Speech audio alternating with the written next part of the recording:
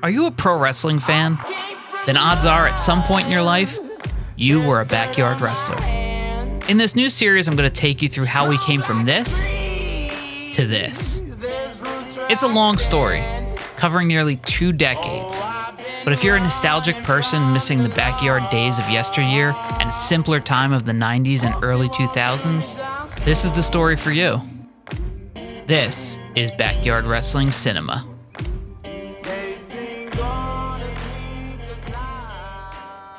Welcome to Backyard Wrestling Cinema Season 2, Episode 10. On our last episode, there was real-life tension brewing between myself, Denver Street, and Rico DMF, and this extended outside of what the cameras were seeing. Now, to put it in perspective, Rico DMF, real name Ricky, it was his backyard where we were holding the shows. The TV show was in his name. I was the one getting everybody together, writing the shows, sometimes editing. We would kind of split the editing, but we were really the 2 key pieces of this show. And in theory, Ricky at any point could have just said, all right, I'm taking over, goodbye Ryan. And that was a real life thing that could have happened. It possibly would. On this episode, the hardcore title was on first. Who it is, Denver Street appointed. And that became like a go-to booking move for me. I would often start our shows off with the hardcore title match because it was always fun, all over the place, and didn't need to be too serious. Mumbles was defending the hardcore title against Sal Min, which was just me in a ski hat. Nuggies for anything. Your class. It was a secondary character that I used to use when we were doing a promotion called the HWF before we became Brookwood 4 Wrestling B4W. Ironically, one of the issues I had with Ricky at the time was that he was making the show all about himself, but looking back at these episodes, I'm all over this show. In fact, I'm doing 2 characters now, at a time where nobody was doing 2 characters. Sal, up to the races now. Not only that, Sal Min wins the hardcore title in this one. 1, 2, 3, and your new hardcore champion! And then Mumbles pinned me.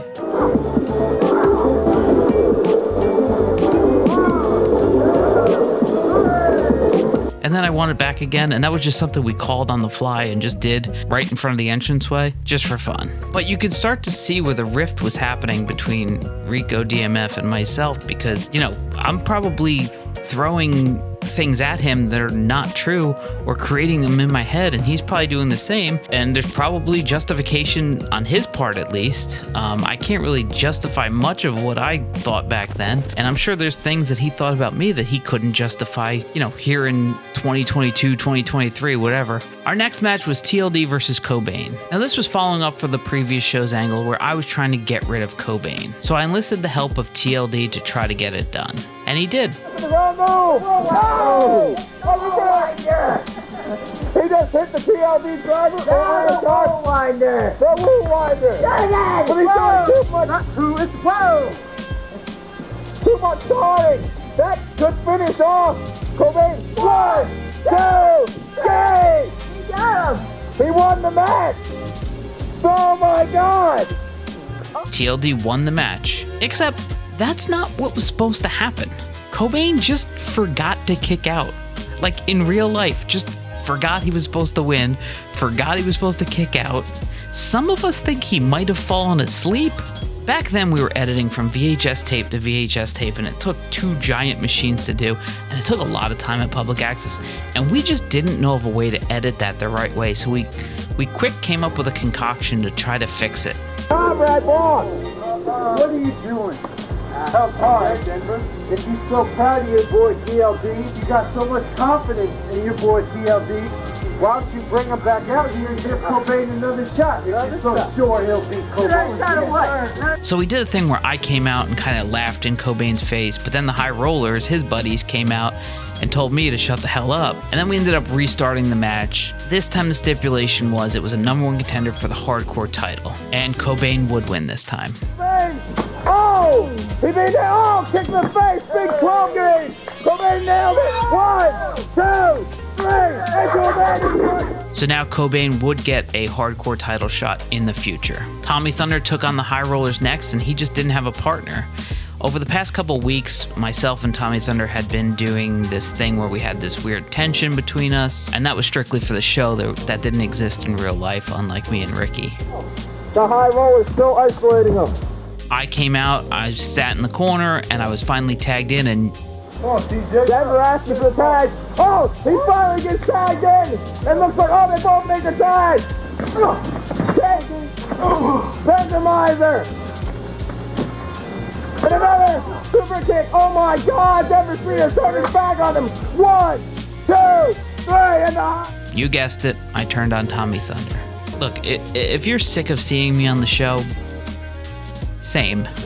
I mean, we'll fix it soon, but not soon enough, because up next was me and Rico for the world title, or at the time it was known as the Unified title. Rico was also our television champion at this time, so he was the holder of 2 championships. So despite the fact that we had this real-life tension between us, or at least the starting of this real-life tension, I felt at the time we still had really good chemistry in the ring, and I would bet he would say the same thing.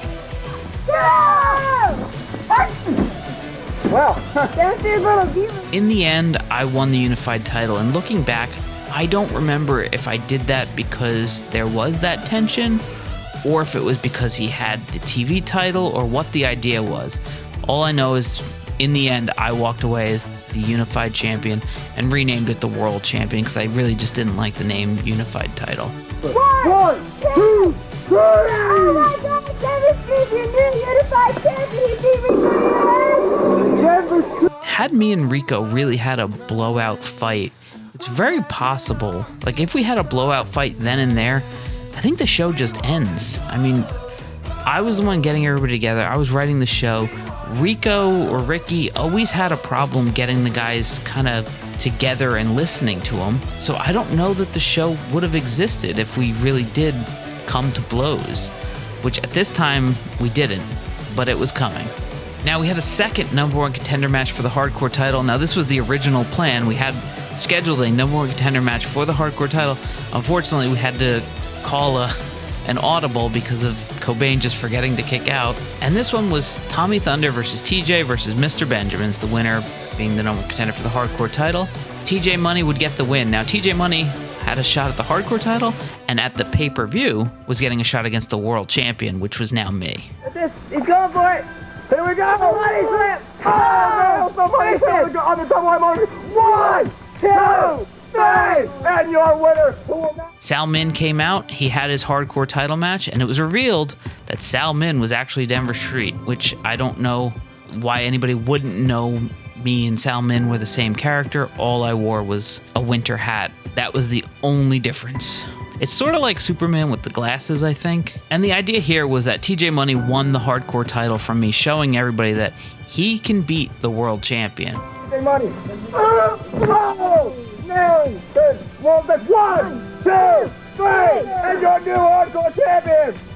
All this to say, we were in the middle of the rise of TJ Money and the fall of Rico DMF. So much more going to happen, so much more drama down the line. I'll see you next time. Oh, right in the head with that stick.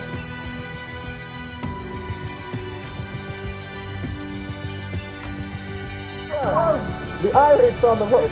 Oh, Bulldog by Cobain. Come on, Denver! Denver! No!